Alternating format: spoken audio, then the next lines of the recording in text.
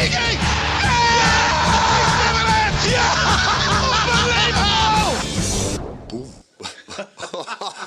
Hello and welcome to the Liverpool Way podcast after a 3-0 humiliation at the hands of Manchester City.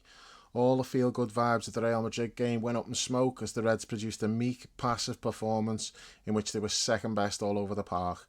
I'm Dave Usher, editor at liverpoolway.co.uk, and with me for this one are Dan Thomas and Paul Natton. Before I come to you, Paul, to kick things off, I just think I should probably point this out at this point, because usually when we get a bad result and we might have like a bit of a moan and stuff, you've always got like the snowflake element coming after us. You're too negative. So let me just say now, if that is your mentality, you're not going to want to hear like criticism of that performance, or you're going to be saying it's heat of the moment, you should have recorded tomorrow or whatever. If that's how you feel, that's totally fine. Please just switch off now, because you're not going to like what's to come. I'm sure you're not going to like what's to come after a performance like that in the run we've been on. It's not going to be pretty. So yeah, do yourself a favour. If you don't like that kind of thing, I don't need to be hearing you coming after us going on about being too negative. So just switch off. So if you're still here, we'll crack on. Paul, you're usually the one who gets it in the neck most for the negativity. Mr. Negative, me. I've been known for being negative on TLW for the last 25 years. It's like you go from like you're super positive, and then when you go, then you go, and you've gone. I think recently. When was the last time you were on? I think that probably means something, doesn't it, mate? Because I don't ever go. Yeah. It was Chelsea, yeah. And me and Brownie took loads of shit. Yeah. I think sadly, I think everything we said on there has been unfortunately vindicated. Just want to start off by saying we have lost 7 in the last 10 games. So that's 7 defeats in 10 games, and we're the champions. In the league, this time last season, after 11 games, we conceded 6 goals.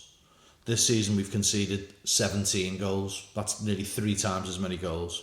It took us 18 games last season to concede 17. In terms of goals, at this point, we'd scored 21 last season in 11 games, and this point we've scored 18, so 3 off where we were last season. The goal difference at this point last season was plus 15. This season it's plus 1. It's an absolute shit show. It's a mess. It's horrendous. I don't think my view has changed at all with the 2 results prior to this. I absolutely loved Tuesday night. My best experience at Anfield for ages. Loved it. It was just so impressive in every way.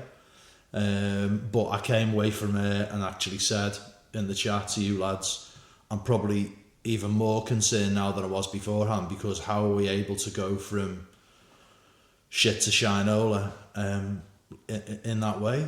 I wasn't really buying the whole issue about it's the type of team tactics that we're playing, although I think there is some truth to that. I think the issues are far, far, far more fundamental. Well, today blew that argument up the water, didn't he? Yeah, I think there's a real problem with the players understanding what they're supposed to do. There's clearly a massive issue with physicality, huge.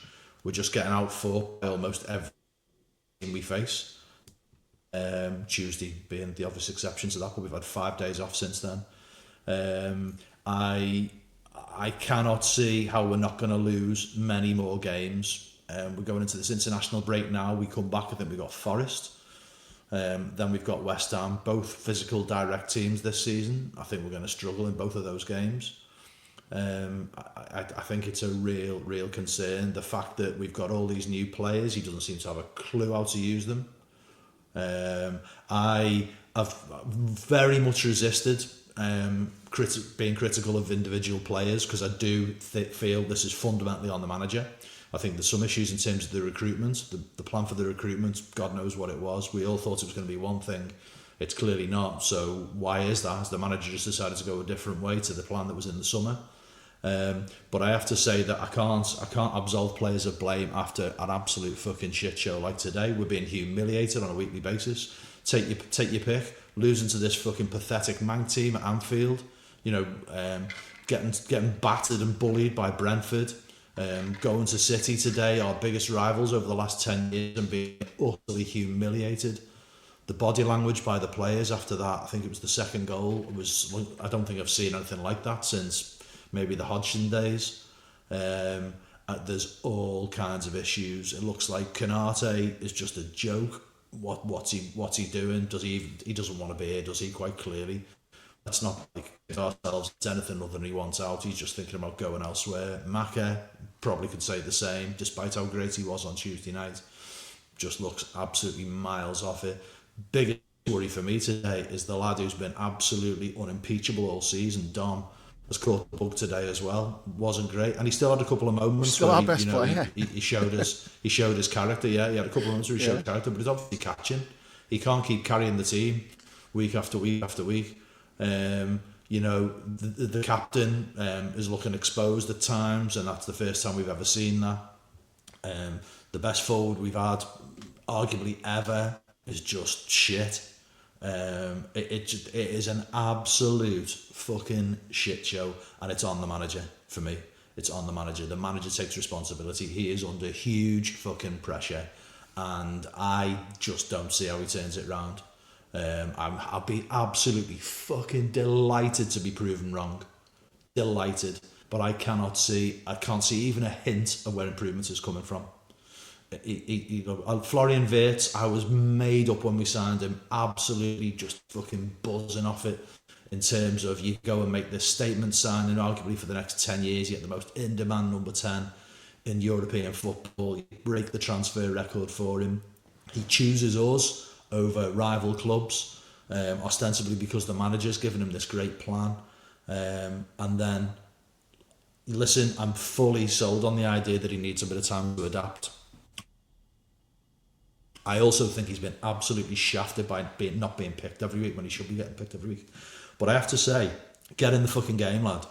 I don't think he's been anywhere near as bad as some people have said, but I am sick and tired of him in key moments being knocked off the ball. Just at least show a bit of bite, show a bit of snide. I get that he can't suddenly turn his body into something that it isn't, but let's have a bit of battle. You look at that snide little cunt, Silva today, probably got exactly the same physique as him. He imposes himself all over the pitch, and he's 13, 14 years older than Wirtz. It's not good enough. I've mentioned Wirtz because I've given him, I think, a really, really, really easy time of late, and I don't want to make it sound like he's the one that I'm totally focused on today, because I'm not. You could take your pick. You take your fucking pick. Ekatike, what the fuck? What was he up to today? Connor, where's Tuesday night gone? Got absolutely rinsed by Doku. Why didn't he impose himself physically? I'll just go on and on and on and on and on. I mean, I'm sure we'll get to individual players as we go. It's a fucking shit show. The manager's in massive trouble. And while we all say Liverpool don't pull the trigger, I think we need to remember that Richard Hughes at Bournemouth got rid of Gary O'Neill when nobody expected him to. And also, this is in the context of Richard Hughes being under pressure as well, by the way. He's made all these signings and they're not coming off. So if push comes to shove, if it's his neck on the block or slot, I'm not really sure which way you go. Certainly he will be coming under pressure now, because the summer is, as far as things are going on the pitch, has been a resounding failure. That amazing, what I thought was a huge statement to build on, winning the title, to go and totally rebuild the team, spend almost $500 million, sign players who on paper look absolutely perfect for what you think we want to do, and it basically almost none of it has worked. Well, none of it's worked if you're looking at results. You can talk about individual moments for individual players, but it's a team sport, so if we're looking at results, the whole thing has been a shit show thus far, and everyone's under pressure. People can turn around and talk about only 11 league games, we've only played 3 Champions League games. Yeah, it's Liverpool, we're the champions, we spent a fucking fortune, we've lost 7 in 10. It's a fucking humiliating disgrace, and it needs to change, and I don't think it will. Dan, let's just concentrate on today then, rather than big picture. What are your thoughts on what went wrong today? It was a really poor performance, wasn't it? It was passive. It was the exact opposite of what we did so well on Tuesday, when we were hungry, voracious, really ripping into Real Madrid. And I thought we'd try and do that again today, but we never got going. We never got a foothold in the game, did we? It had the feeling early on of this isn't going to go well.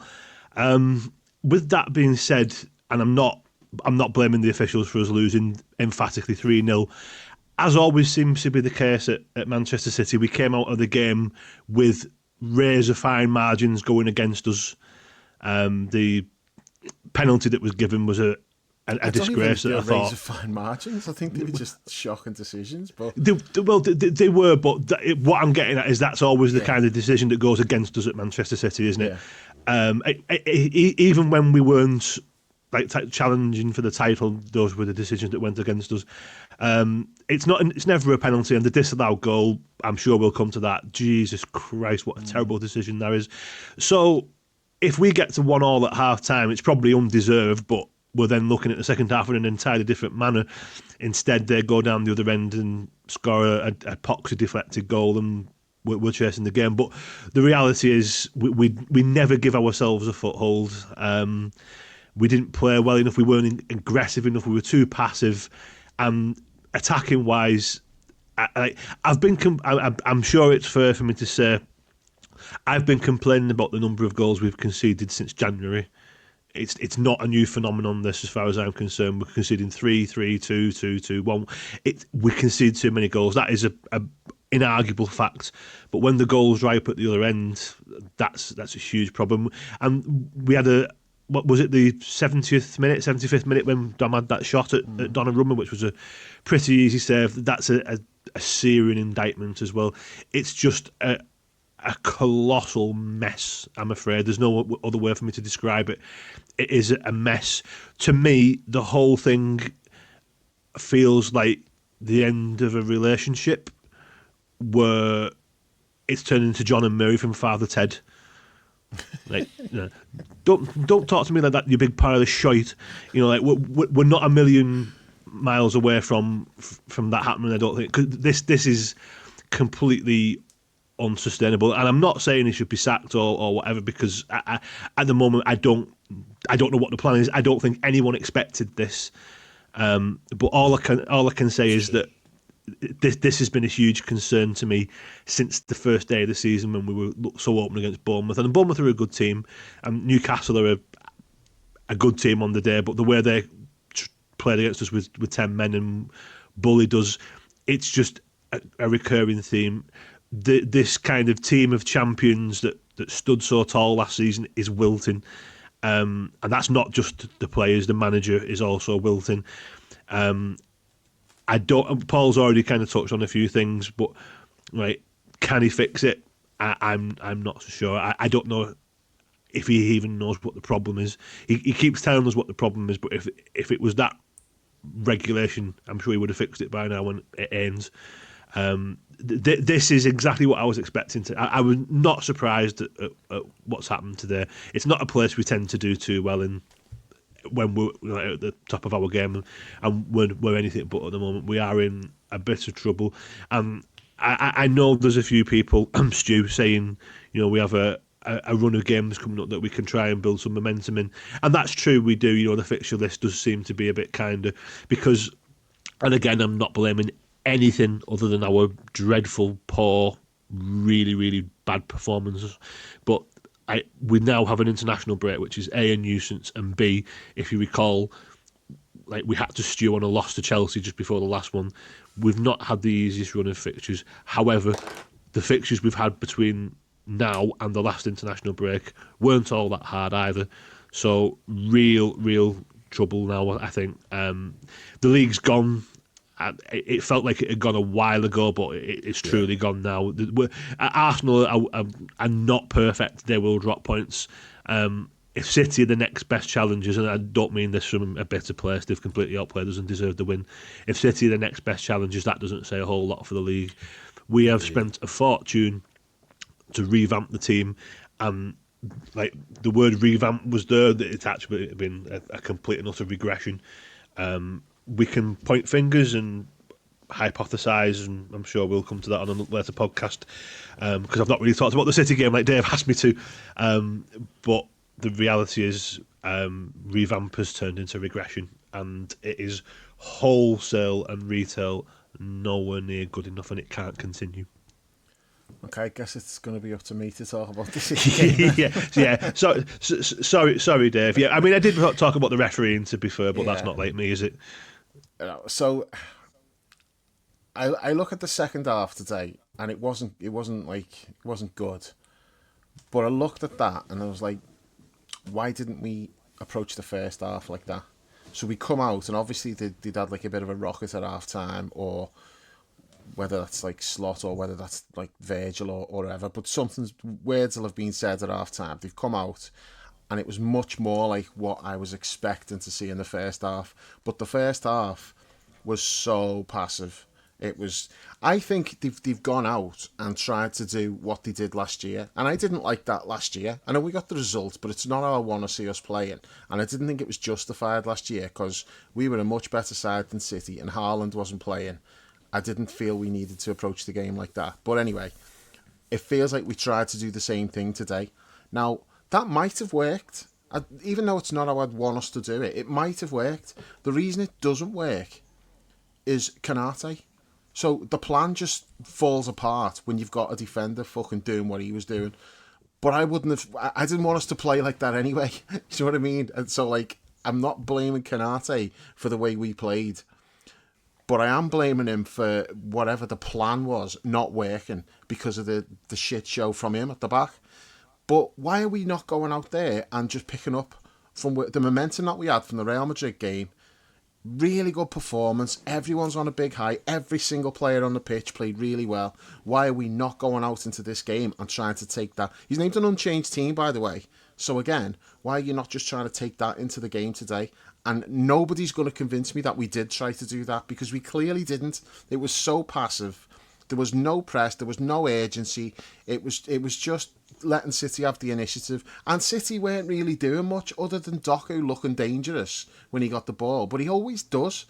Every game Doku plays, he looks really dangerous. He has loads of moments where you're like, oh, Doku's really dangerous here. And then at the end of the game, he's done nothing. You know, there's no goals, no assists. Now, today is like one of those few occasions where he actually produced the end product. By that point, it's largely irrelevant anyway, because we were never getting back into that game. But I didn't like the approach. I didn't like the way how sloppy some players were. Konate defensively, I'm absolutely blaming him, but Konate was not the problem with the ball. You know, apparently Gary Neville was going on about, oh, look, City are just letting Konate have the ball, and that's really killing Liverpool. No, it wasn't. Konate was giving the ball to other Liverpool players, and then they were just fucking losing. We do that every week anyway, Dave. Yeah, but singling out Konate for that is just lazy. You know, he was to blame for his shit defending, but he's not to blame for our shit attacking. Yeah, it wasn't a City plan. We do it anyway. He always gets the ball in the build-up at the start. Yeah, because you don't want Virgil spraying passes about. And then you've got Konate today, who took it upon himself to, in the second half, to, okay, yeah, I'm going to try some of these fucking 40-yard balls. No, you haven't got that in your locker. Don't do it. But what it comes down to is, you know, the penalty's a joke, but it all comes about because of Konate just being a dickhead. There's just no need for him to be doing. He gets himself involved when Bradley's dealing with that situation, like no problem. He inserts himself into that situation and then just causes the problem.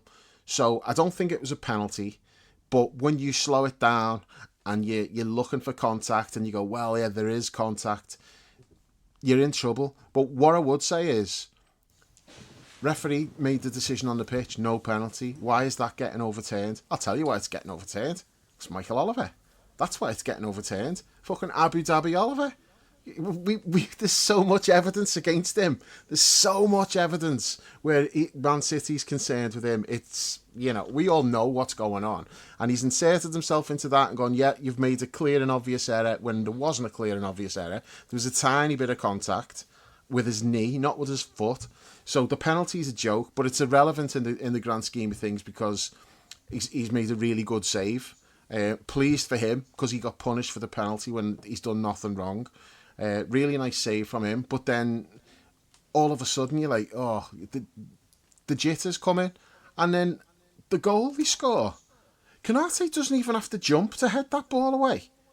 He's not even off. He doesn't even have to get off the ground. Why is he just not heading that ball away? What's he fucking doing?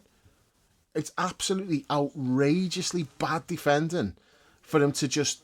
He glanced it. He got the tiniest of touches, so then it bounces off Haaland's fucking big head, and then we're unlucky with the ricochet that ends up going in the corner. But again, it comes down to Canate just not doing his job. And it pissed me off because you think back to the Villa game last week. He makes a challenge, like the ball goes out for a throw-in. And what's he doing? He's flinging his arms up at the cop and he's like getting everyone and everyone's going, hey, boo. Well, fucking hell. It's easy to do that, like in a home game, like when things are going your way. But I need you to stand up and be counted away from home. I need you to go to City away and not fucking play like that. Because that puts us like in trouble straight away because of him playing like that. All of a sudden, yeah, you're a goal down, and it just completely needlessly, and add to everything else what was going wrong. Nobody was playing well. You mentioned Dom before, and how it's affected him, and yeah, that was Dom's worst game of the season, and he was fucking still our best player by probably quite a distance. I don't think anybody else is even in the conversation.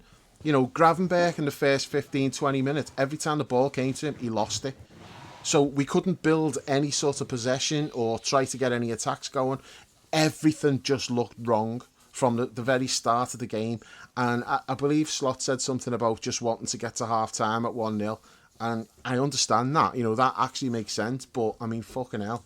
Is that where we're at, where you're just clinging on, hoping it doesn't get worse? And then it does get worse. Because the second goal, again, it's a bit unlucky because it's a deflection, but it's not good. It was passive. We didn't close it down. And, Brownie mentioned in the chat about Virgil's role in that, and I kind of agree with him. It doesn't look good. Like just the body position and like Brownie said like he's not ready for that shot. He's flat-footed and he's square on, and it is. It's not good. It'd be nice if Ekatike had fucking... I'd close down properly though, wouldn't it? That as well, was a disgrace. Yeah. This is the thing. It's like it's pretty much everybody today. Yeah. All of them. But this was the point I was making way back on the Chelsea one. This was the point I was making then. It's not about individuals. It's when it's everyone playing so badly every single week. It's not about the players. It can't be about the players. They haven't all collectively fallen off a cliff. It's on the manager. It's mostly away from home though, isn't it? When you look at I know we lost to United. Tell you what, the United performance was better than all of these away defeats that we've had. The fact you mentioned away from home, and by the way, absolutely, this is no criticism whatsoever. They're way better Reds than me. The commitment they make, but is that the quietest you've heard the away fans in a long time? Barely heard them all game, and normally wherever they go. They always make themselves heard when the chips are down as well. When we're struggling, that's when they're loudest. That was that to me told its own story. They know what they're saying is just an absolute shit show. It's a shit show. It's an absolute shit show. I don't know what he does to turn this around. By the way, it shouldn't just rest on him because as I said before, the recruitment. Just what was the plan for that recruitment? Whatever the plan was, what we're doing now bears no relation to what made sense when we signed those players. You're thinking like you've got these two fantastic forwards, you've got a brilliant number 10, you've got these bombing on attacking fullbacks. We haven't seen anything like that. Leaving the fitness stuff aside, Wirtz can't get in the team at 10, wasn't getting picked, or he gets bumped around the pitch.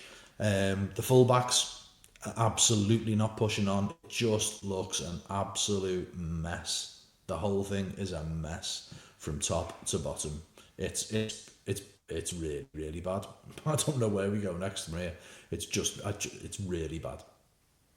Yeah, I mean, I don't disagree with that. I'm just trying to say to myself, okay, let's see where we are in like February time, because there are some mitigating circumstances. I'm not disagreeing with anything you've said, Paul. I've said the same thing myself, and I feel that way.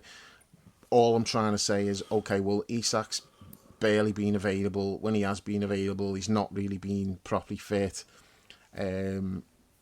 Frimpong, we can't really form any opinion on him. So it's not like all these new signings have been available and fit and we can judge it. I do think we've got to just wait and see a bit further down the line and see if it's better then and see what the plan is. Because I've been going on about the plan and what was the plan, why has he veered away from it now? And I said the other night about it's kicking the can down the road by playing Wirtz on the left. He's not even on the left, do you know what I mean? But he's not in the role that he was signed to play. He starts on paper, he's on the left. He's not playing on the left. He's drifting around, trying to get involved. But then that leaves you short on the left. So it's not ideal. This is definitely not. That conversation that Slot had with Wirtz, this bears absolutely no relation to what that conversation was, I'm telling you. Yeah. There's no way, because he was told he's playing as a number 10. That's the thing that sold him on coming here rather than going somewhere else. So I understand why you have to move away from that, because, okay, Isak's not being available. The midfield's not looked good when you've put Wirtz in there and gone with two behind him. So all of these things, I get it, but it still doesn't change the fact you've totally, as Dan used the word, like revamp. You've revamped your forward line in the summer. You've a title-winning team, and you've dismantled it because you're bringing in all these shiny new toys and going, yeah, well, we want to turn all these close wins into more comfortable wins. And in theory, it's a great idea. And yet, that is what we needed to be doing, because too many of the wins were like really close. But now, we've gone the opposite way. It's not close wins anymore. It's fucking losses. I mean, the other thing to throw into the mix is, I mean, clearly Mo is having an absolute fucking Western.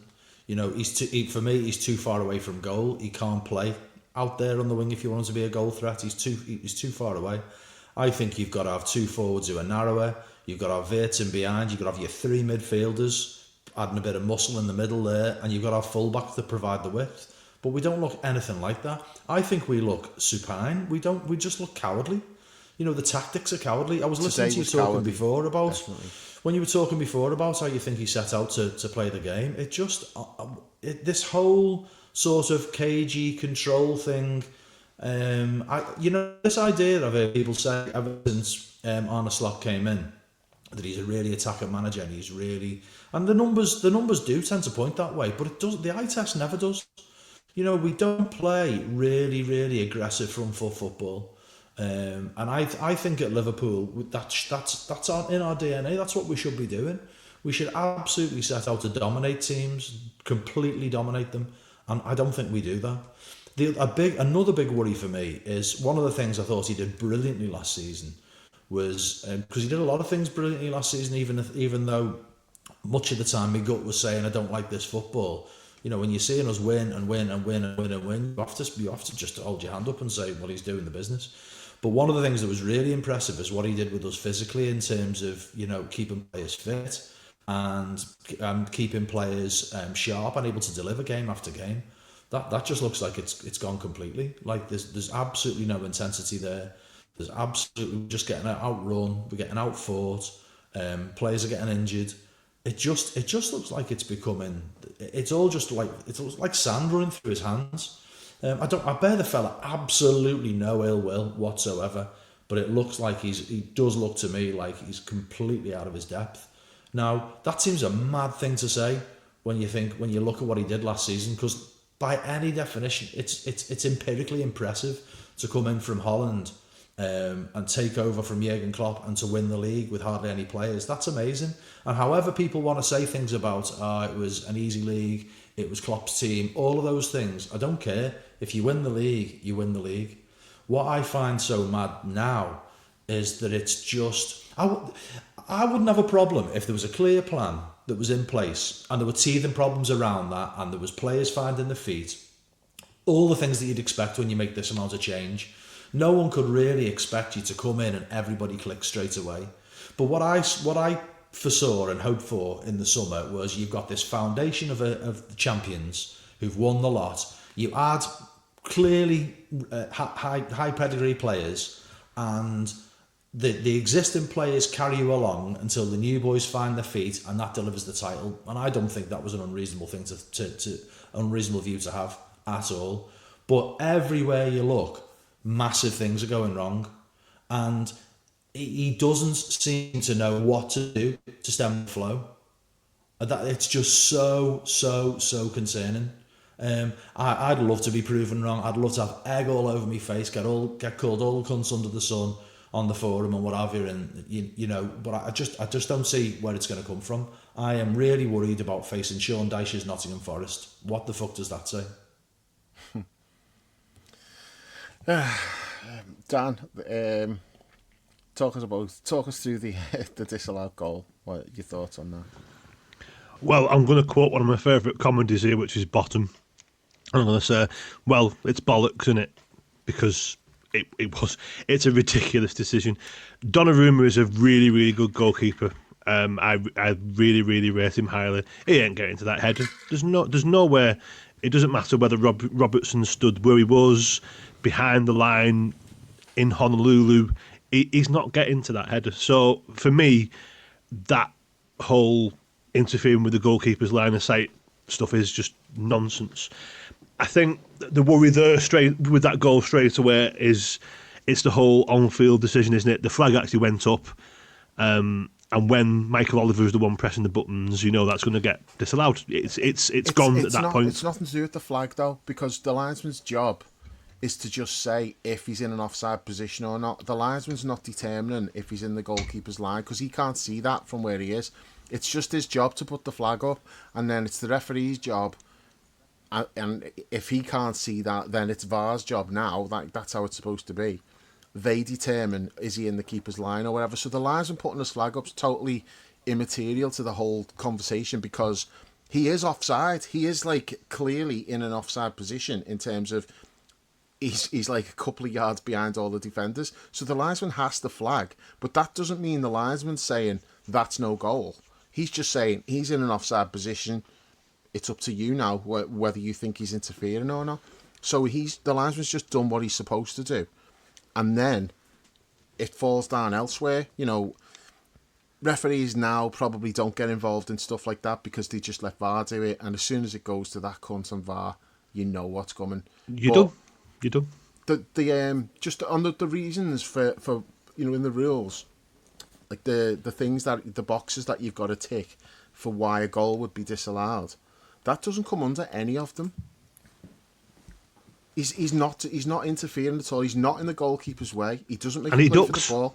He ducks. He moves away from the ball, and he's not in the keeper's eye line at all. The keeper's not impeded at all. The keeper's watching the ball from the moment it leaves Virgil's head until it goes past him in the corner of the net. Robbo is not in his way at all.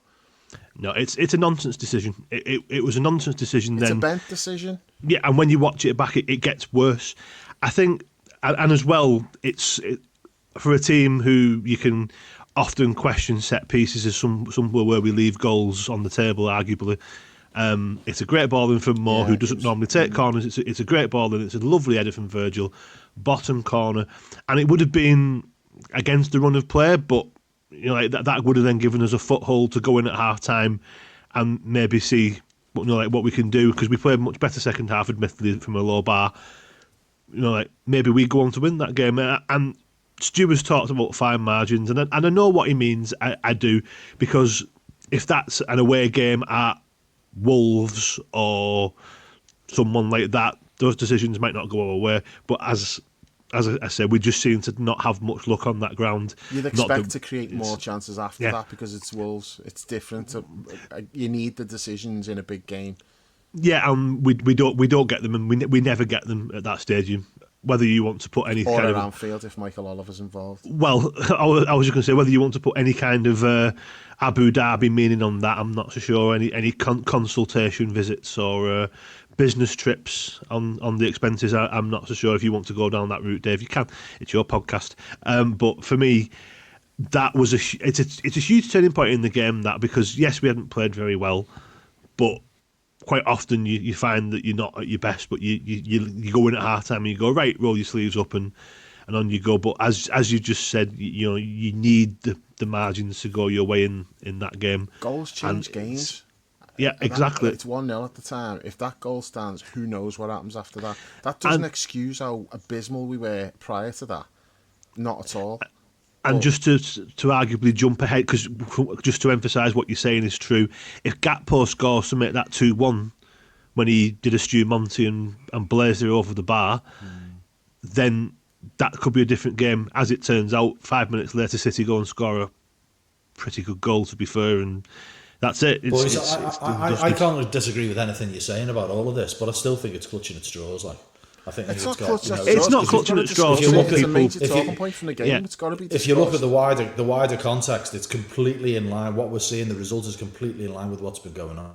It is. No one's saying it's not, though. Yeah. But we're talking about a game and a big incident in a game. We can't just gloss over it and pretend it didn't happen.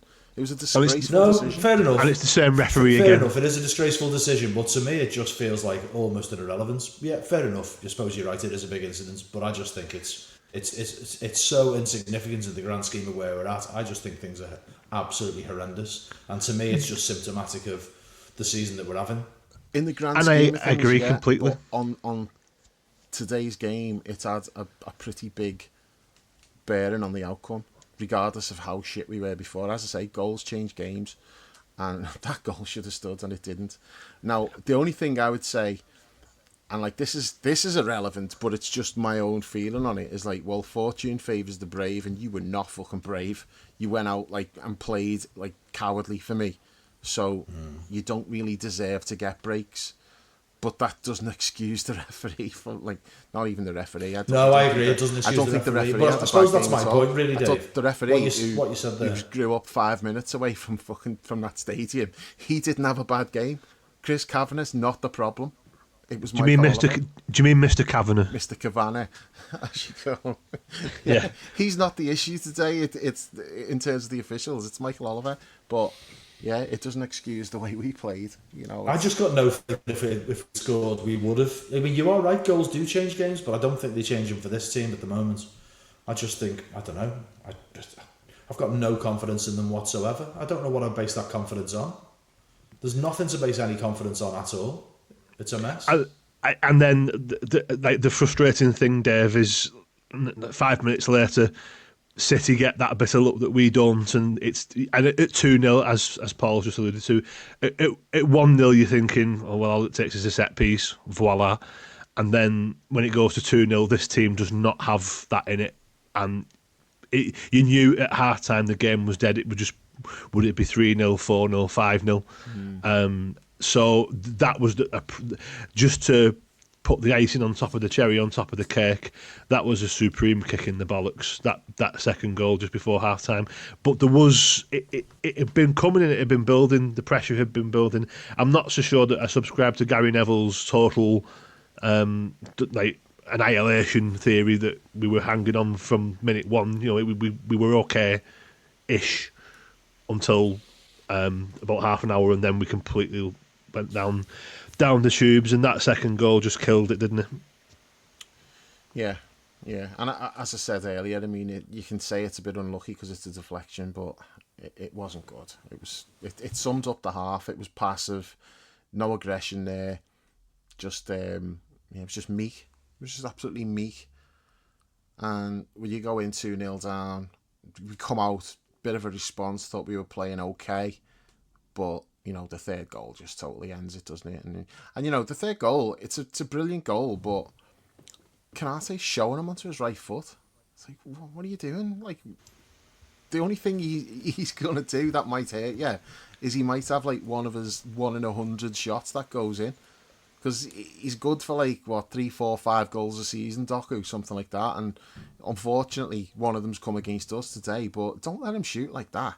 Maybe Konate just thought, he's not going to score. This is going in the fucking stands. Let him shoot. Because it's not a high percentage chance that he's going to put that in the top corner. But, you know, he did. Fair play to him. He's played really well today. It's a great goal. But again, it's just not great from us. It just sums us up, doesn't it? We're just easy to play against, easy to defend against. What's the way out of it, boys? Do you see a way out of it? How do we get out of it? That's to me is the key at the moment, and that's what I'm struggling with the most. If I could see like a way forward, I could accept any of this.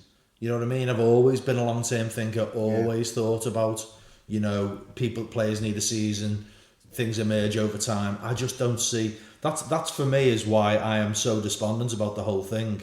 Is that it is such a mess, and I see absolutely no signs whatsoever of improvement. You know why it's hard to see like signs of improvement? It's hard to cling on to anything. It's because this is more or less, with one or two exceptions, it's more or less like our best team.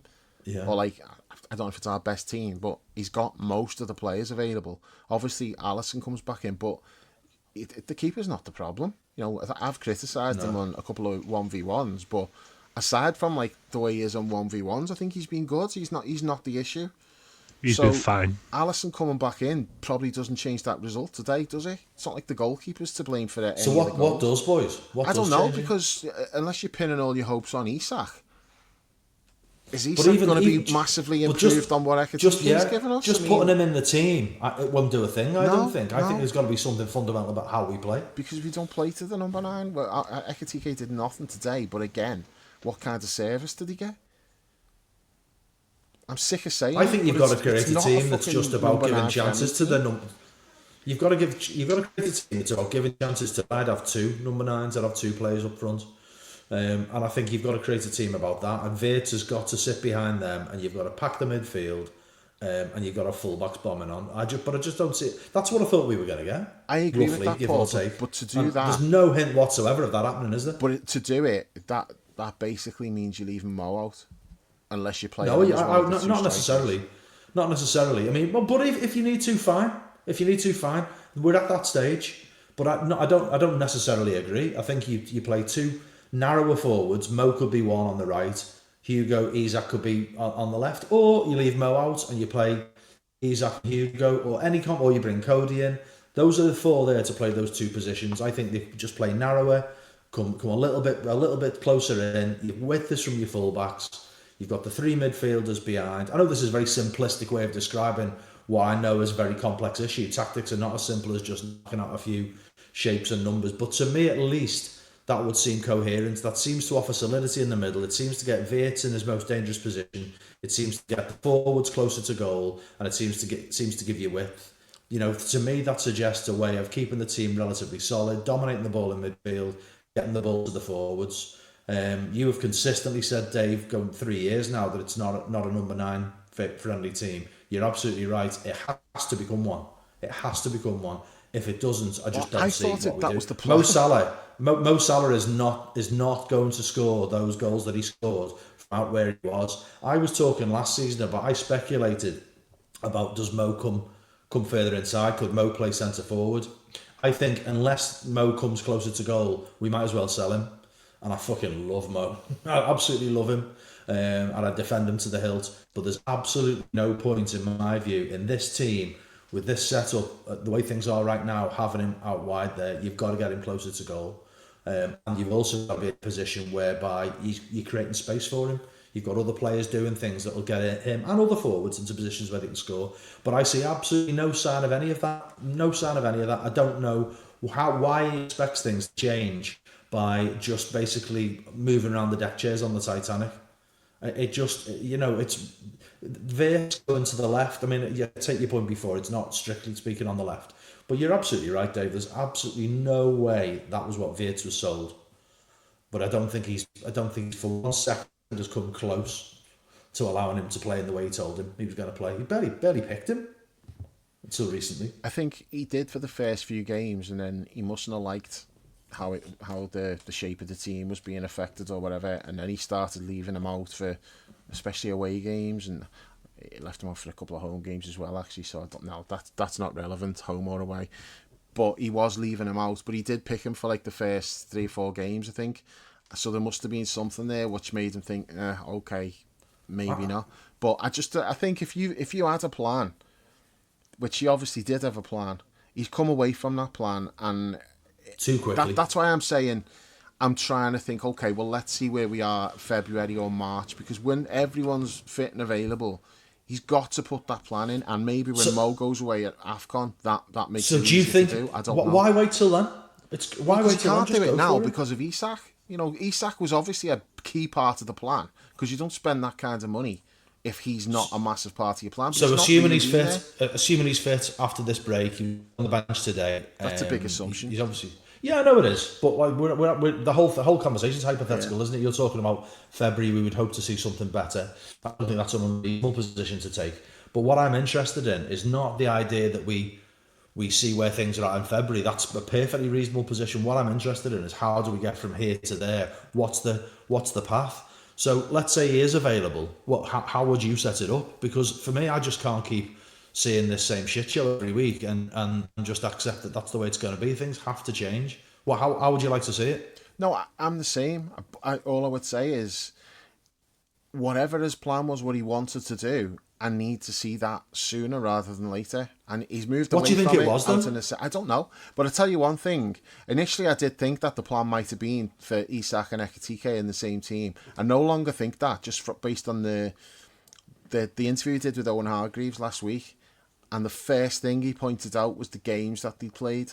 You know, when they put the statistics up for both players side by side, and Owen Hargreaves was basically saying they're virtually the same player. Look at all these numbers. And Slot goes, well, the first thing I'm looking at there is games, and it was like 34 and 31. And he was like, we play 60. So, you know, you can see that those players, he's not signing them to both be playing 60 games. He was kind of making the point. So if that's not his plan, I don't know what he's going to do. It suggested that the plan was, we've got 60 games, we're going to just rotate the two of them. So, presumably then, the plan was you're rotating your number 9s, and then you've got Mo and Cody out wide, and then Vert as the 10, and then 2 in midfield. And he scrapped that because the midfield was getting overrun. It wasn't working. The press wasn't working. We were getting counter-attacked on. It just didn't look right. And he's thought, no, I've got to get back to that midfield 3 that played last season. And to do that, well, Vert can't really play as a number 10, or if he does, it means one of the front 3's got to come out. So I do think the plan was probably 4-2-3-1 with like rotating number 9s, but who knows? I mean, I doubt we'll ever get to find out what the plan was. I'm just basing it on how we started the season. I know Isak wasn't available, but Ekitike was. So, Dan, what do you think repairs it from here? What would you like to see? I'm looking forward to Sipke Hulkoff's book about what the plan was in about 4 or 5 years. Passivity. Yeah. So the first thing I would do, and I don't think this is controversial, I would have done this a long time ago. I think Konate should be dropped and Gomez should play instead of him. Gomez can't do any worse. Konate was excellent. I mean, everyone was excellent against Real Madrid. Really, really, really excellent. But Konate is just so erratic. Whether that's because his head's in Madrid or not, I'm not sure. But I think he's a really pronounced weak link. So you've just been talking about the attack, and it's a huge concern. I think that, and I can hear the screeching in the northeast already. I can hear Brownie's teeth gnashing. This isn't going to go down well. I actually think we need to work on our defence more. I think we concede too many goals, and when you're struggling, when you're getting bad results, you always hear about managers going back to basics. The basics is keeping a clean sheet. We can't be shipping 2 and 3 everywhere. I mean, 3 is obviously not too common, but 2, we concede 2 way too many. And I think Mamardashvili's done absolutely fine, for the record. Alisson, on the other hand, you know, is he going to come back and make a huge difference? I'm not so sure that he would. So for me, we need to sort the rear end of the team out before we deal with the fancy stuff at the front. Just by Joe Gomez, does that sort it? I'm not so sure that just Joe Gomez sorts it, Paul, but I think there needs to be consequences for really poor performances, and there are none. And you've already mentioned Salah. You know, like, where's the consequences? He should be sat on the bench, and Fede should be getting a start ahead of him. But I get why more players. Number one, it's more Salah, and I hate talking about this, but at the end of a time comes, and I think we've given Mo one contract too many. I'll just say how I feel. I think we've given him one contract too many. Yes, Michael Edwards can't blame that one on Jurgen Klopp, though, can he? No, he can't. And maybe I'm being harsh, Paul. Maybe Mo is still badly affected by what happened to Diogo. Maybe I'm just not considering the emotional aspects of what's happened enough. Maybe his legs have gone and we've just given him a contract too many. That it could just be as straightforward as that. Because with Virgil's not hit the heights he did last season either, but I'm not so sure that Virgil's dropped off as much as other people are saying. I think he's largely been fine. Mo Salah has had a significant drop off. You've seen him, that little burst of pace he had when Foden was running in the box and he just stepped on the gas and blew by him. It's not pace with Virgil. No, I'm not concerned about Virgil. I still think that he's got longevity. Mo, I do think we might have given him one contract too many too. And again, just to repeat, these lads have lost a teammate very recently still, and maybe that's affecting Mo. I'm not so sure that I can accept it as a reason for the colossal drop off from everyone, but I know Mo was close to Diogo. So maybe it's that, but fundamentally, and again, just to repeat, I hate saying this, my feeling is that Mo Salah is on the way down quite significantly. If it was Football Manager, he would have red arrows next to his numbers. Nobody could rule that out at the moment, I don't think. There's lots of things that I think we are seeing with Mo at the moment. I think Mo has got more that he could offer, and I'm not convinced that it's the end. But I don't think anyone could possibly rule out the fact that maybe it is. And I also absolutely feel that no one is undroppable. Absolutely no one is undroppable, nor should they be. At Liverpool, everyone is droppable. And I think, I just think I think the manager's got to do something. Does it need to be radically different? It needs to be pretty different, I have to say. But it's not just one area of the team. The whole team is a mess. We've talked about the defence, we've talked about up front, but the midfield's a shit show as well.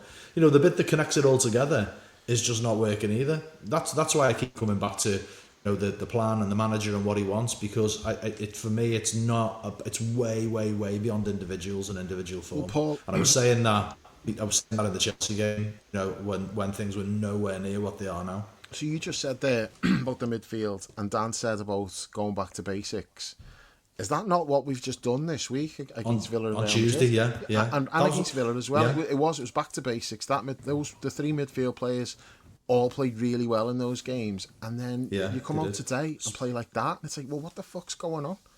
Yeah, exactly. How can you go from that the other night to this? And you know what? I'm the first one to be saying all this about we can't play against the A-Louse teams, but if it's a football match, well, that's just gone out the window today, because that's not I'm sure there'll be some fucking tactics nerd on YouTube tomorrow who will explain to us Guardiola's fucking master plan to defeat Slot and all of that stuff. But I'm looking at that, I'm like, this is it. Sometimes it's a different sport. Like, you're playing Brentford with the long throws and everything else. It's a different sport to when you're playing Real Madrid. There's it's so different. That today was not massively different to the other night, except for how we played.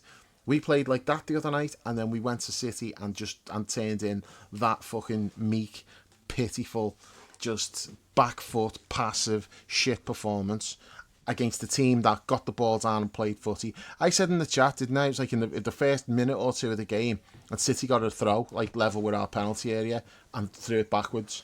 And I was like, oh, no long throw. That's refreshing, isn't it? It's like, and they didn't do any of that long ball stuff. So all the stuff that we supposedly can't deal with, and that's the problem. Well, City didn't do any of that. They just took us on in a football match today and just fucking beat us convincingly. Twatted us. Yeah. So where do we go from here? It's like I can't even cling to that now. Oh well, we're really good in football matches. It's just when it's like A-Louse teams, that's where we struggle. Well, no. And that gets to the heart of why I am so concerned, because I just don't see a way forward that this manager's going to deliver. And let's also point out here, City played well today. I'm not taking anything away from them. This is not the Man City that we've had to face over all these years. This is nowhere near that level of Man City. So we've not been, sometimes you're like, you know what, look, they're just really good. They're not that good. They played well today. They deserved the win. I'm taking nothing away from them. This is not a great Man City side. So Agreed. It's not like you've got that to fall back on and go, well, because, there's been times when we have got battered by them. Like when we've played away and we've got battered by City, but at least you're like, okay, this is a fucking really good side, and if you're a bit off it, you can come unstuck. That's not the case. I mean, Al kept saying, he watches, because his mates are Blues, he watches a lot of Everton games, and he was like, Everton caused City far more problems than we did. He said if you'd have swapped Beto and Haaland over, Everton would have won that game. So, like, Everton are going there and causing City more problems than us. It's like, well, how have we got here? You know, and going on the subject of Mo. Now, I've been as critical of Mo as anybody, but I was thinking about this, like, just before we came on. Mo, in the first half of last season, it was like he took it on himself. He was going to just take us to the title, and he did everything to put us in position, and then we built up a big lead, and we held that lead throughout the second half of the season, even though the form had dropped off a bit. But Mo in the first half of the season was so fucking good, like goal assist, every single game he was doing that. He put the team on his back and he willed us to the title. He said at the start of the season, winning the league that's his goal, not the Champions League, winning the Premier League, and he carried us to it. So he did that. But he did tail off in the second half of the season, and you think, was his exploits there in getting us to where we got to, and what he did at his age? Because some of us were saying this is the best he's ever looked. That's not sustainable at the age that he's at. You know, he should be dropping off, not like producing his fucking best form. But he was that good. He couldn't sustain that, and it shouldn't be expected to sustain it. And then I'm looking at him now, and I'm like, yeah, you know what? He's struggling badly this season. I mean, that kid played left back for City today. Is he going to have an easier game all season than that? He was just not in any trouble at all. It was so easy for him. Mo can't beat anybody 1v1 anymore. He runs straight into them. We've seen it so many times. Not from out there, he can't. He's still good at certain things. You know, it's not like he's just a complete waste of space. That's not what I'm saying. But I also think, okay, so if Mo has dropped off from like the player who basically single-handedly is a bit much, but in the first half of last season he was the talisman. It was like he was the one dragging us to win after win after win because he was scoring and he was setting other people up. He was doing all of that. He was the biggest reason why we ended up where we ended up. And then the second half of the season was just about, we're 10 points clear, just keep that. We don't need to blow them away, but just get over the line, and we did. But Mo now, if he's dropped off, which he has, he's not in good form. Whether he gets back to a better level or not, who knows? But is that not why you spend like 450 million quid on attacking players? Yeah. And yet we're still looking at Mo and going, oh, Mo's not producing, that's the reason why we shit. Well, hang on a minute. Exactly. That's why you fucking spend all of that money on all of these attacking players, because you're planning for life without Mo. Now, I get that there's a complication there. You're planning for life without Mo while Mo's still in the team. So there is a bit of a, maybe like that delays where you want to go long term. But still, it's like, I was thinking about it before and I thought, you know what? I don't want to be pointing a finger at Mo on the basis that we've just spent all of that money on bringing in like world-class attacking players, and yet we're still expecting Mo to be the one doing everything. Dave, I want to add one more point to that. I think it's a great point that you made there. And I would just want to offer another thought in that this is this point and this is the age where both Messi and Ronaldo were given changed roles in the team, positions changed in order to maximise their strengths and minimise their weaknesses. Yeah. I think that if you're giving him this big contract, you accept he's one of the greatest players we've ever had. He has a season like he had last season, and you now think that he's not delivering. And he isn't. It's that simple. No one can argue any different.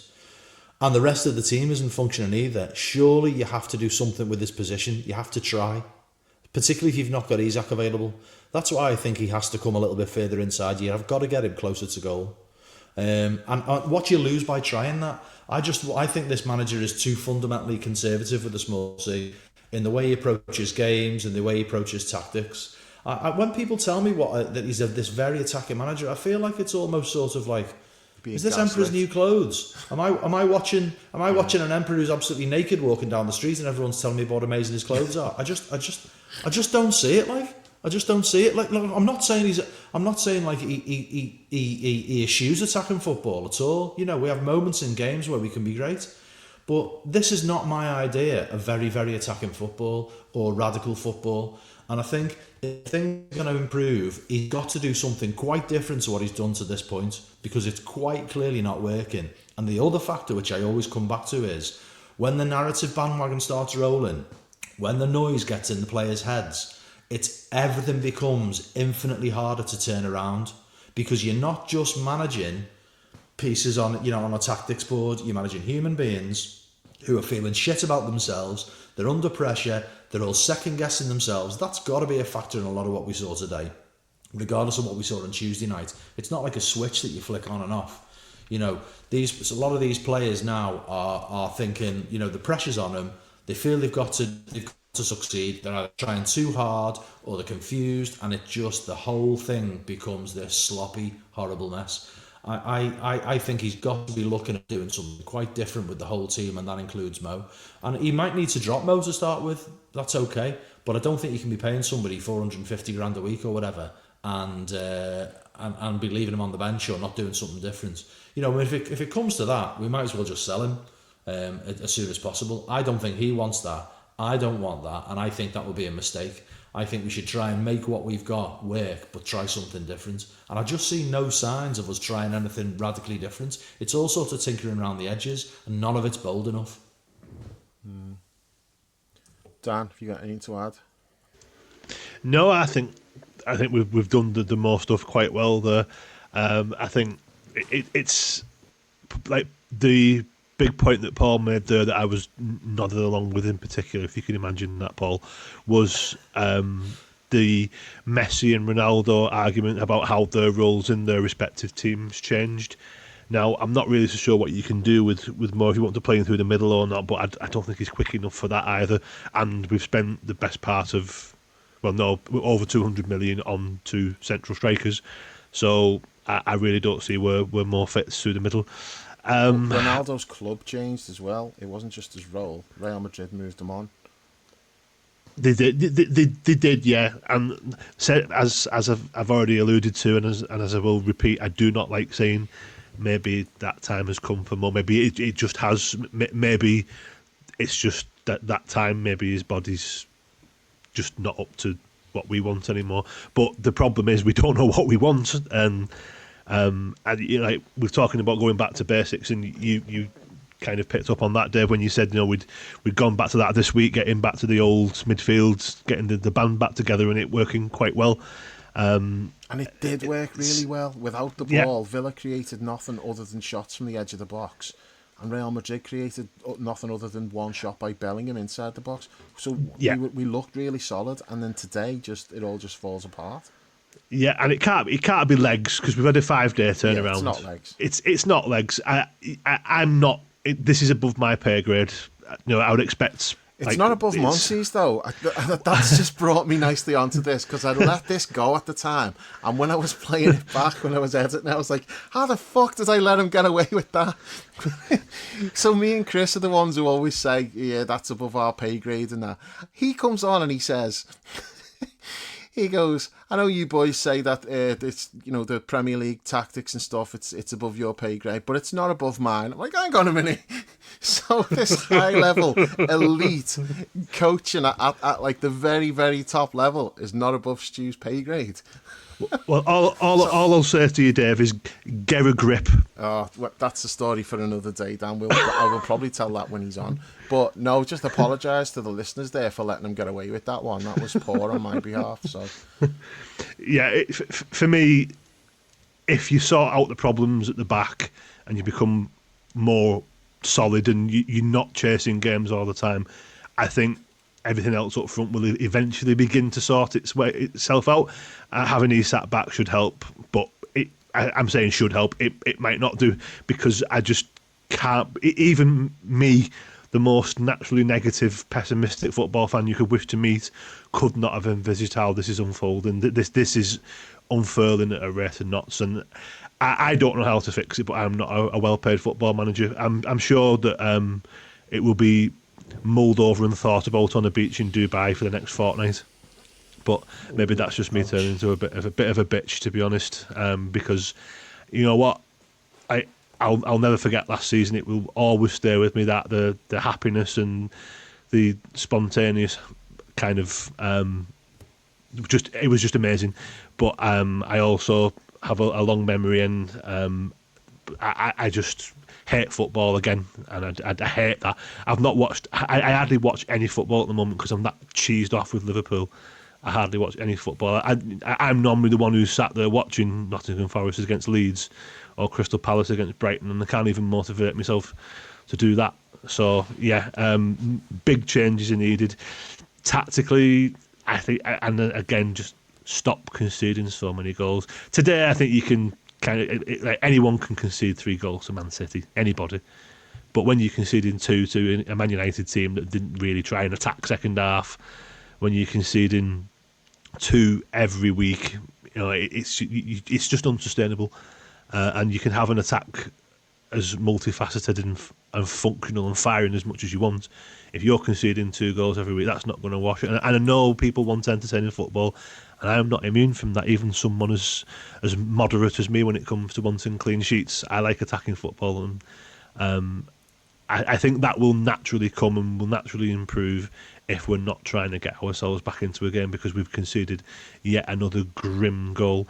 I mean, if you look at the goals we conceded today, the first goal for me is a bit of a freak, to be honest. I don't think he could do that again if he tried. It's just hit his ugly big fat head and gone in. The second one was a deflection, and the third one is a pretty good goal. Take those moments and they go the other way. You don't concede 3 goals there, but the reality is we're conceding goals week after week after week, and it's unsustainable. It's got to stop. So yeah, that's my big plan. Go full Mick McCarthy, Neil Warnock, Big Sam. Go back to basics, get the clean sheets back, stop the rot, and everything else I think will start to look after itself a little bit more. Is it? And I'm going to put this question to you two. Are we still at a point where we've got players bedding in and it's just not clicked for them yet? Wirtz, Isak's obviously not played that much. Ekitike has done really well. We've changed the way we play, and not for any better, but we've changed it. Are these players still bedding in and getting used to the system, or am I being too kind to them? I'm sure there's other people who are not on this podcast who are sitting at home in the northeast seething at me, letting people off a little bit potentially. But I'm just wondering what you think about that. They have to be. They've only, it's the start of November. They've only been here a couple of months. That has to be a factor. But for me, they need some support to bed in. They need to come into a structure. They need to come into a. They need to be supported. They need to be, get an opportunity, not be hung out to dry. Yeah, Dan can't hear us. He's going, hello, Dave, Paul. Can you hear us now, Dan? No, he can't hear us. Right. He's just messaged me, said, what's gone on there? I'm just going to message him. Hey, well, at least we're having a laugh on this show. Can anybody hear me? You can hear us, mate. I'm going to kick him out and let him come back in. I'm going to tell him now. Yeah, kicked him out. See you later, Dan. Yeah, I think his point there the question he was asking is true. I think we both agree. Players are bedding in, but I just don't think that what they're bedding into changes week after week. Do you know, to be honest, my optimism after the first 5 games, even though we clearly weren't playing well, was that, well, we've won these 5 games on the bounce, and we're bedding these players in. Yeah. So you're thinking like, this is great. We're the champions. We spent all this money. We've won these 5 games. Nothing has properly clicked, and yet we've beaten Arsenal. Yeah. And we've done that despite the fact that nothing's clicked. And then actually, and it was all those late winners, and then actually, the reality was that those games were not who we really are.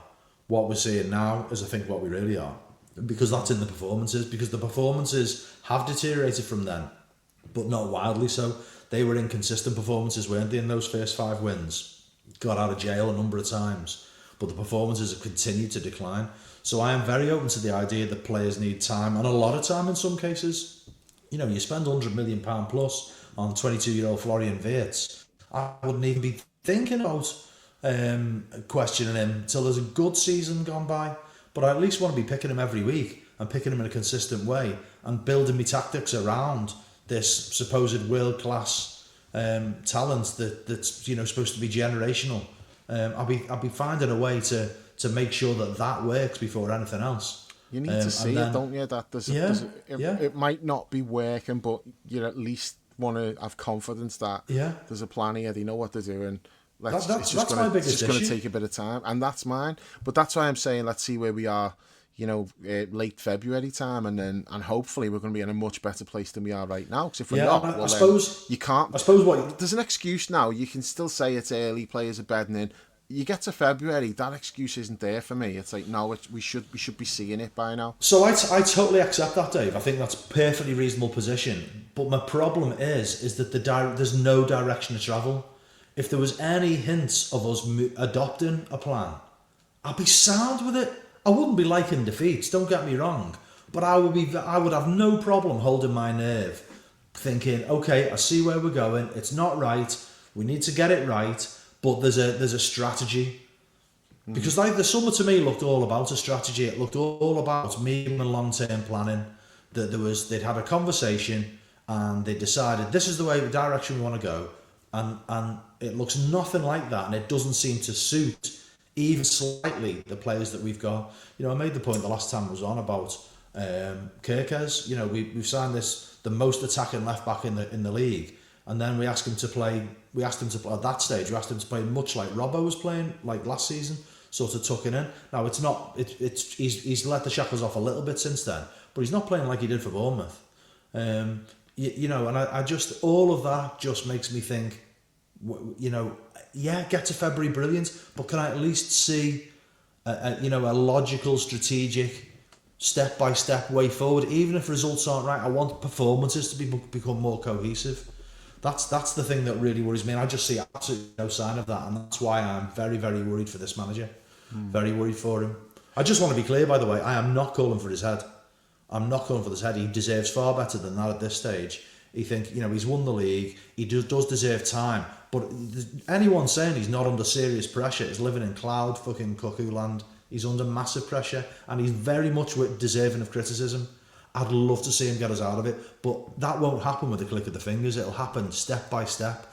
I thought Tuesday night was the first stage of that. I thought that was okay, as you said earlier, Dave. A back to basics, that solidity in the middle. We've got a bit of fluidity up front, and the tempo and the aggression was there. The fullbacks were pushing on. I thought, okay, this is the plan, and then we get this today, where it just looks a million miles away from what we saw on Tuesday night, and that was against Real Madrid. I just want to go back to Dan's point, because I'm at the complete opposite end of the spectrum on this, with Dan saying about sort the defence out first, we're conceding too many goals, all of that. On paper, I agree with that. We are conceding too many goals, but that being said, Dan also said there, first goal's a bit of a fluke, it hits him in the face, it goes in, second one's a deflection, and the third one's a worldie, and all of that's true. So my argument would be, that can happen in any game.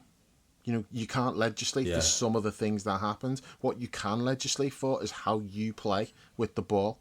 And if your attacking side of the game is up to scratch, you can overcome those setbacks. But I know, and statistically, I think you read the stats out earlier, we're only a few goals down on what we were last year. We're massively up in goals conceded. Yeah. I take that point completely. And it's first game we haven't scored in the league since September last year today. Yeah, so, you can say that the attack's not the problem because we've scored in all of those games. But it goes back to what I said a couple of pods ago. It's our identity is supposed to be, we're an attacking team. We're not Arsenal. We're not built on defence and set pieces. We're supposedly this attacking team. We've invested in all these attacking players. That's who we're supposed to be. That's meant to be our identity. Is we'll play football. We'll score goals. We've got all these great attacking talent to choose from. Yeah. Well, we're not that, are we? No, that's my issue. It's if we were, we could overcome these defensive setbacks where we're conceding 2 goals a game. If you're scoring 3 or 4, which when you're bringing in players of this on paper, this quality, you should be able to do that. But we're not doing it, and so the defense is a problem. But to me, my focus is always going to be on we're not doing enough in attacking areas. Our attacking play is not good. Sometimes you've got these great players, so sometimes they're going to do something. You'll get goals from a bit of individual magic or whatever. But just in terms of watching us attack, it doesn't look cohesive. It's just not. And I said this the other night about the front three. All played well the other night, but there's no real like interplay between them. It's not like when we had the front three and everything was telepathic and, you know, they all knew what each other was doing. And yeah, they played together for a long time, so you're going to get that. But it felt like that happened straight away. You know, they were immediately on the same page, weren't they? And then they took off and they just went from there. Now, we're probably not going to have that again because you're not going to play the same three players all the time. So it is more difficult than it was back then when you were just playing the same three week in, week out. We're not going to do that. There's going to be some chopping and changing, but we still do need to see something. Like in our attacking play, it's got to look like they're not a team full of strangers.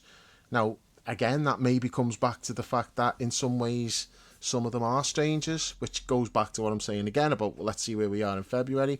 I don't disagree with anything you've said, and I'm totally with you in terms of if there was something that I could see to cling to and go, well, okay, this is what they want to do. It's just going to take a little bit of time for that to fully bed in. But I don't even know what we want to do. It's just, It just looks like a mess at the moment. And as I say, you know, we are conceding far too many goals. I'm not saying that the defence isn't a problem. It is.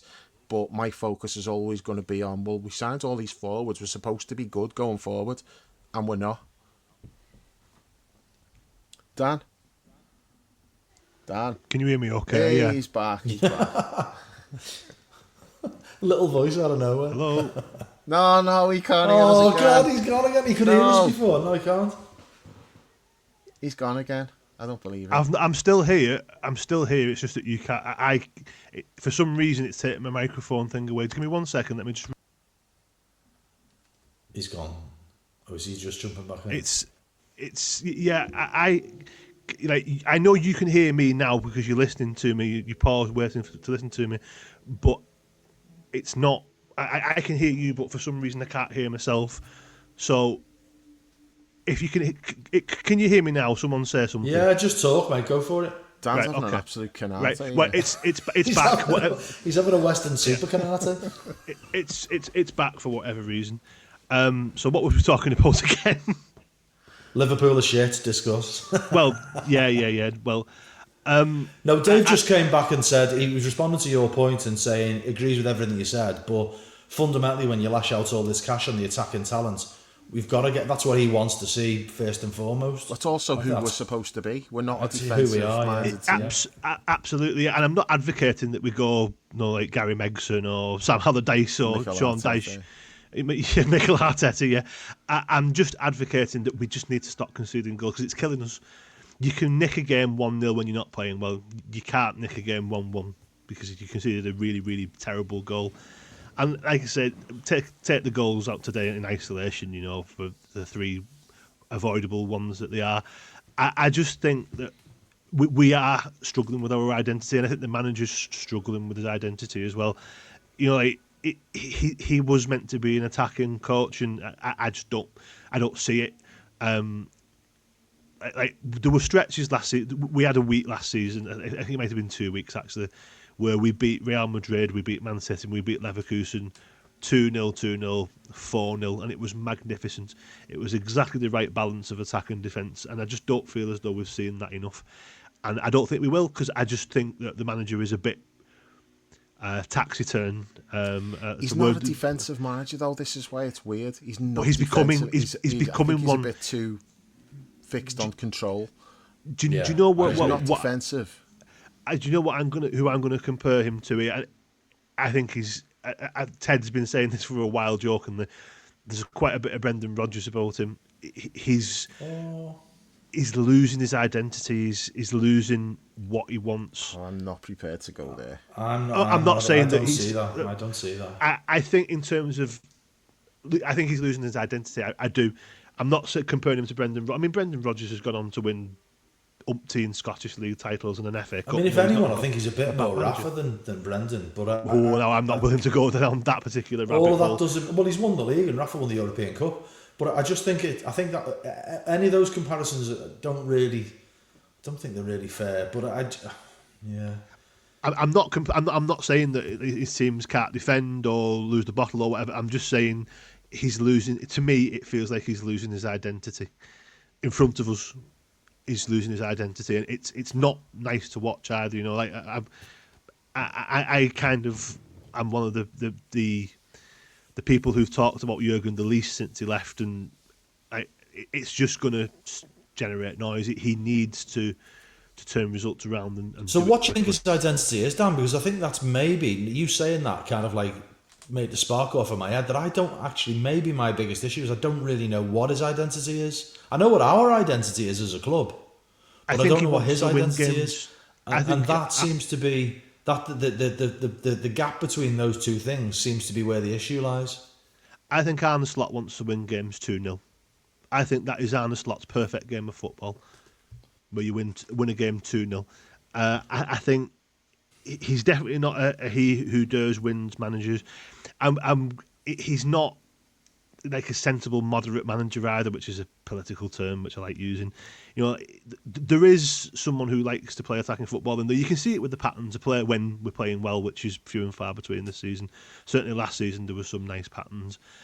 And I just think that in trying to revamp the team to score more goals, he has actually lost his identity a bit, because you can't tell me that he doesn't go to bed getting worked up and pissed off about the fact that we've conceded 2 goals again.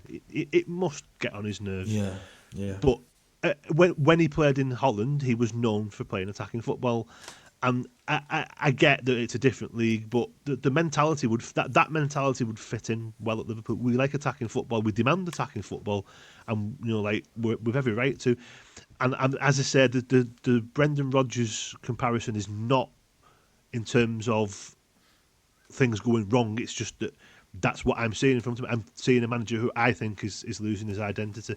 And to me, he likes a 2-0 win. He's not getting the 2 or the 0. And I just don't think he knows how to change it. And I think he's losing himself. Yeah. Yeah, I don't know what a good comparison is. I mean, in terms of personality-wise and how he treats players and stuff, that it does feel a bit Rafferish, but on the football side of it, I do think he's attack-minded, but a little bit too focused on control rather than like just letting us go. Because it always looks like we're holding back a bit, but we're not defensive. That's the thing. It's like it's not like, I don't know. I mean, and that's why probably today was so bad, because we tried to be a bit defensive, which is what worked last year when we played them. Instead of just going out with the same mentality that we played with on Tuesday night, we've gone out just passive, and I don't know, just that you could tell right from the start today it wasn't right. And agreed. Yeah, we've ended up like it's just a miserable day. We've come away losing 3-0. I know you said like, oh, the title's gone and stuff, and at the moment it looks like that. I do think things can turn around quickly though, but really, yeah, it can. 8 points behind Arsenal. Yeah, but you put like what I know, but like they've just drew with Sunderland, so that they will drop points. But you've got to go on a run, and we don't look capable of it right now. So I'm not saying we're going to go on this run. What I'm saying is it could happen in, you figure a few things out, and you have like a little friendly run of fixtures coming up. I don't know if we have. I've not checked our fixtures, but do you know what I mean? You have like a run of like maybe 5 or 6 games where you think, well, we could win all them. And then if you do, it does put a different slant on things. We're one defeat away from having lost half our games. I know. I'm not saying otherwise. I've seen something there that like since we got beat by PSG, we've lost 40% of the games we've played. So this is not just a recent thing. This is like a trend. This is, and there'll be people saying, "Oh yeah, but some of those games we weren't asked about because we won the title." Well, that in itself, no, you don't get a pass for that. That I didn't really like that at the time either, and I don't think you can just dismiss those games. It's all part of a trend. Like since we got beat by PSG, look at the results. It's not great, and it's trending in the wrong direction. It's been bad lately, so I don't know what are you pointing to say as like, oh, it's going to be fine. Like I'm hoping that he'll turn things around and he'll figure some things out, and I'm not ruling it out, but I don't think that I've just said to you there, things can change, because they can. I'm not saying they will. I just think I'm not going to totally write off the title, because I don't know where we're going to be in a month, 2 months time, and I don't know where Arsenal are going to be then either. Do you know what I would say? It looks bad. Do you know what I would say? Our hopes for the season rest, and this is said more in hope than expectation, but in the Champions League. As long as we don't get an English club. I which think case we're fucked. that's the one thing that I think might be a little bit of hope for us. Yeah, well, if is you the beat Champions Real Madrid, League. then yeah. But like I say, and it looks like some of these players, particularly Wirtz, are better suited to the Champions League. so don't get an English club. So that for me is another reason to keep going and to keep hoping that this guy turns it round, that Slot can find a way, because I think in the Champions League we haven't been wholly convincing, but we've been far more convincing in the limited evidence that we've seen. I just get a sense The two Madrid games were good. Yeah, they were. Obviously Frankfurt. Yeah, and I just get a sense that it's a different challenge, isn't it? It's a different tempo, and I just think maybe that would suit us. But coming on to the tempo point, I think you're right, Dave. That's where it is important we don't get an English club. We could get City. Because I'm certainly looking at, I suppose we do need to, at this point, rather than keep going round and round and round on this hamster wheel, look ahead. So the next game is Saturday the 22nd of November after the international break. We're at home to Forest in the 3 o'clock kickoff. And I look at that without a lot of hope. So maybe I do need to put me hope into the Champions League, and that's the way to see it. But for that Forest game, I want to see us. I want to see us do something different, and I want to see us play with intensity, and I want to see us starting to really build around these new players, to do what I thought we were seeing on Tuesday, to build. I want today to seem like an aberration, and we jump back on the beat Real Madrid at Anfield wagon, and that's the template. Obviously, the difficulty at the moment is I'm not able to see today's result in isolation because of all the reasons that we've laid out so far. So against Forest, I really need to see signs that we're learning some lessons, signs that things are becoming more cohesive, and signs that these new lads are starting to be fully integrated in a more effective way. I'm not sure we will though, because it's an international break and there's not really time to work on anything. I was trying to find some optimism, because the flip side is Sean Dyche is coming to Anfield with the best squad he's ever had, and playing the type of football that apparently has been our massive Achilles heel this season. So that doesn't really bear thinking about. No, I don't mean that. All I mean is, and you said about like seeing something, try something different and all that stuff. I don't think it'll be that. I think it'll be more of the same. But at Anfield, we've been mostly okay. So yeah. If it was away at Forest, I'd be a lot more concerned than I am with us being at home. And I'm not saying I'm not concerned. I have got a bit of concern there. But no, I agree with home, that. I think we'll be fine. Agree with that. But if you look at it away from home, we've been pretty shit away from home, haven't we? Yeah. Can I raise a concern? Away. Yeah, of course you can. Yeah, well, but obviously we've got that international break now, unfortunately. When we come back, as you said, it's the 22nd of November. 22nd of November is nearly December, so those drawn-in man dickheads will have started with the Christmas song. Oh, God. So we'll just get bored every time. Christmas every year. Oh, God, it just makes stupid fucking Cantona song. Well, The Rock will tell you what to do with your 5 Cantonas. Knobheads. So what we doing team-wise for Forest then, boys? Do we all agree Ibu's out the team? 100%. He should be. He won't be. I'm talking about us. I'm not talking about Slot. I don't know what Slot will do. He should be, and irrespective of what people think Joe Gomez is going to do or isn't going to do, that is, at this point, that is totally irrelevant. It's about accountability. There has to be accountability, and he's been fucking getting away with it like too long. He's had like really good games, and then out of nowhere he just throws in a fucking shit one, and there's no accountability for it. So he shouldn't play in the next game. He absolutely should be dropped, but he won't be. And Joe Gomez, and we spoke about this. He's like completely demotivated. He was on the brink of leaving, then got told no, you can't. You're gonna have to stay. He gets thrown on for like 5 minutes at right back today while we're protecting Conor Bradley. It's like we're 3-0 down and he's getting thrown on there. There's no motivation for Joe Gomez, incentive for him to do anything.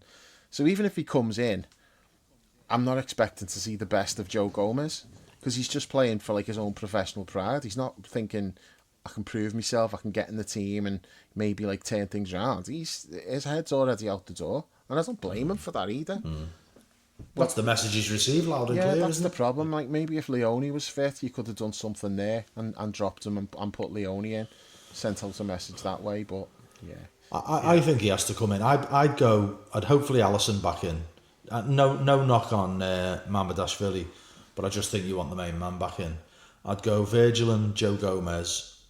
Connor at right back. I think I'd probably go with Kirkes at left back simply because I just feel like we've got to make that work. I love Robbo. Thought he was amazing on Tuesday. It was absolutely the right decision to pick him today. But I just think play him a lot as well. So I'd do that but I want the fullbacks bombing on. I'd then pick Dom, Grav and Curtis in midfield. Maka does not deserve to be starting again. I play Wirtz as the number 10 and I play Hugo and Isaac as a narrower front two and try and get the width from fullback and that's what I would like to see.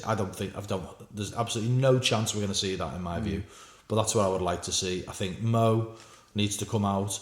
I think Ibu needs to come out. I think Maka needs to come out, and I think Kirkes probably needs to come in. Wirtz needs to have a go at 10, and we need to see these two forwards together in the team. I think there's almost no chance whatsoever that'll happen, but that's what I would do, because I want to just have that sense that that he's thinking, right, okay, clear the slate. We want to build from this position. How do we want to play moving forward? Let's get a template and go for it, and then you can start to pull other players back into a system that works for the future. But at the moment, we don't have anything like that. So that's the way I'd go.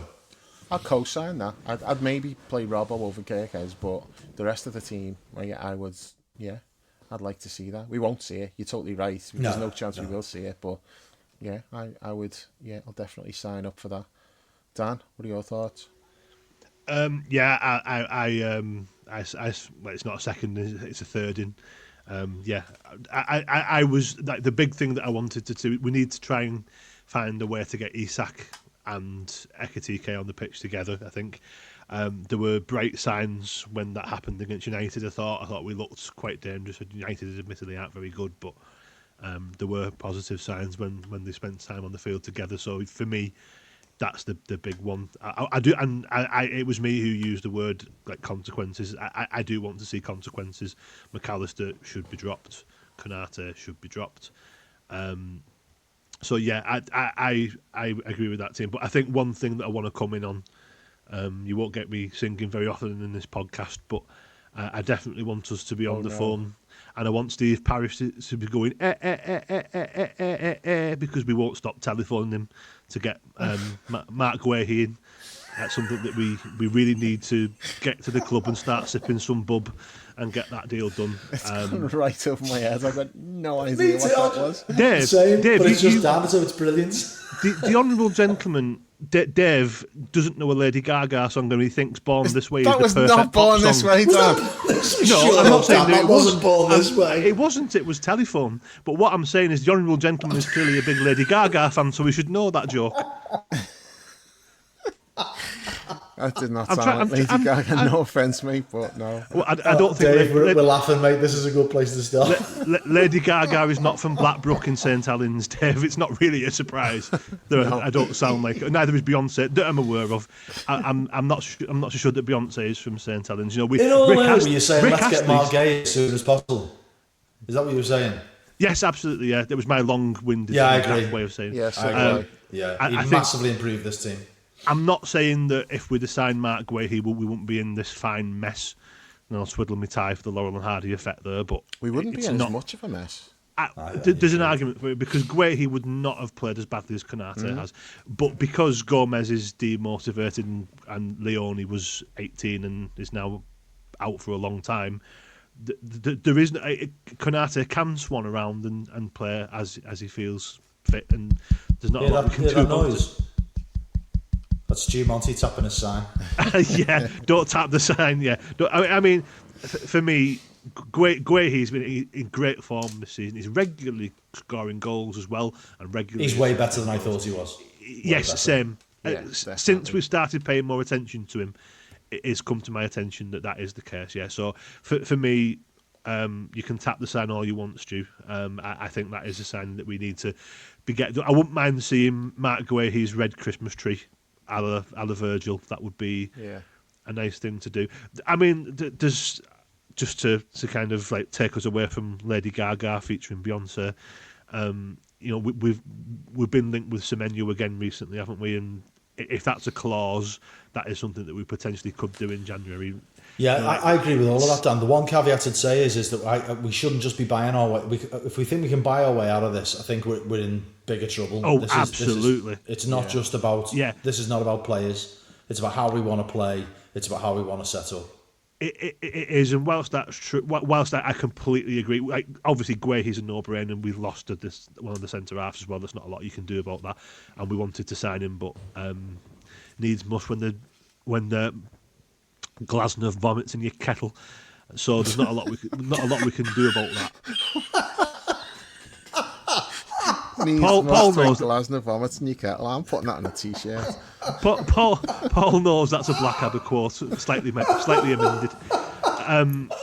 So there's not a lot you can do about that, the way he thinks. But with Semenyo, we're a forward short, and we've been a wide forward short all window, arguably. It's something that we wanted to address but never got round to and didn't want to, by the looks of it. I think Semenyo would be a good signing for the right price. And I completely agree with what you're both saying. Let me just emphasise that I don't advocate spending another 100 million on players when we need to see coaching improved. Like the existing players coached into improvements, and new signings, very expensive new signings. I want it to look before we have a semblance of a plan to get them involved and get the fullbacks bombing on, considering we've signed two of the most aggressive fullbacks in world football. There's a lot of things we can do, but I do think that those two signings would help a lot, because they are, to me, glaring holes in the squad that are now being exposed quite ruthlessly, particularly Guehi. And I'm not knocking the club for that, by the way. That fell through because that fell through. As I said, that's out of our hands. We could have paid more for him early in the window. I get that, but why would we? Why would we not try and run the clock down? Especially because when that was happening, we'd played 3 games and won them all. It's a frustration, and as I say, I am not at all saying that Mark Guehi is the kind of silver bullet to all of these problems, but he will help. And again, we've talked about this, galvanising things in January. If we can be within 8 points or whatever of Arsenal in January, maybe we can try and hunt them down. Maybe we can put them on pressure. If City put them under pressure as well, I'd take that right now. If you could offer us that right now, I'd take it. I can't see it, but I'd take that right now. Snatch your hand off for it. Keep the gap the same. Keep the gap the same as it is now. As a January. Amazing. Yeah, and then have a tilt with Guehi, and I don't think we'll sign Semenyo in January personally. But coming up, we've got Forest. Is it going to be easy? No. Will Sean Dyche be rubbing his hands in glee? Almost certainly. Not that he's from St Helens either. I think he's from Bristol, isn't he, Sean? Where's that impression been in the Arsenal? Why has that only just come out now? Well, to be honest with you, that's just ripped my throat in half. So that won't be getting used too often. But obviously, keep it in the routine. It's brilliant. Well, Sean Dyche will be hands in glee, but I think that's a winnable game. I don't think Forest. I did predict, if you remember, that Forest would fall quite far off, and so it's come to be. We can beat them. Then we've got PSV for what feels like the 400th time since we got back into the Champions League. I was explaining to Jack after the Real Madrid game, I am sick of the sight of PSV Eindhoven. Then we are away to West Ham. Obviously Nuno's there. He's going to have them playing in a certain shape. That's a Graham Potter team. So, we can have a go at that. That's not something that holds too much fear. Then a midweek game at 8:15. That's one for you, Paul. Against Sunderland. That's not going to be an easy game. Sunderland are playing well. They're energetic. They're enthusiastic. That's not going to be an easy game. 8:15. Yes, 8:15. Is on that Wednesday. Prime? Nope, that's the Sky Sports game. Really? Yeah. Normally, no idea the why. later ones are because of that, aren't they? Yeah. I think, is it one of those where Amazon has... No, it's not even that. I don't see an Amazon fixture apart from Inter away. And then after the Sunderland game, we're away to Leeds 5:30 on a Saturday, and they're on the crest of the slump. I suspect that gravity is returning to them, which, and that's not me being disrespectful to Leeds. I could be outright a lot more disrespectful to a team I don't have any time for than that. We've got to be looking at getting 12 from 12, 15 from 15 if you include the PSV game, because then we're a bit of a harder run just before Christmas, but let's not get too far ahead of ourselves. We need to be getting 12 from 12 before we get to mid-December. Do you It's think not we will? even... No. No. My pre-match predictions, Dave, have gone back to end of era for Benitez. 0-0 or 1-0 to the opposition, because that's just how it feels like at the moment. 0-0 seems like a bit of a fucking Well, I know, yeah, but fantasy. We you got anyway with your clean sheets. Yeah, the Vince McMahon gif was coming out, Dave. 2 clean sheets in a row. I thought we was on a bit of a roll, but no, we've ended that spectacularly today. So it's just, we do have in my opinion, a winnable run of games coming up, and if we do win all 4, then suddenly maybe our tails are up, and we will go into that festive fixture list flying, because we don't have the, apart from, I don't want to go talk about Christmas. No, it's too soon. I chastise people for talking about Christmas in the start of November, so no, there'll be no talk of Boxing Day fixtures. Not that there isn't. There's only one, isn't there? That's been a contentious the day point. after. You're getting way ahead of yourself here, Dan. Yeah, Let's talk about the next game, and you're already almost in January. Yeah, I'm only a couple of minutes from playing Stop the Cavalry here, aren't I? Yeah, better. we need to. I think we need to just call it a night now. Just one point I wanted to make, that's something I noticed at the full-time whistle, and the players are shaking hands and stuff. When the 2 keepers came together, I was like, that's like a fucking before and after advert for Turkish hair transplants. For Mo's doctor. Because they're both they just look the same, except Mamardashvili's got like a nice head of hair, and then the other fella needs to just shave it off, because it's not good. It's not a good look. One big thing about that, the size of the both of them as well. They're both absolutely massive. It's like the Undertaker and Kane, the brothers of destruction, just that one's got slightly less hair than the other.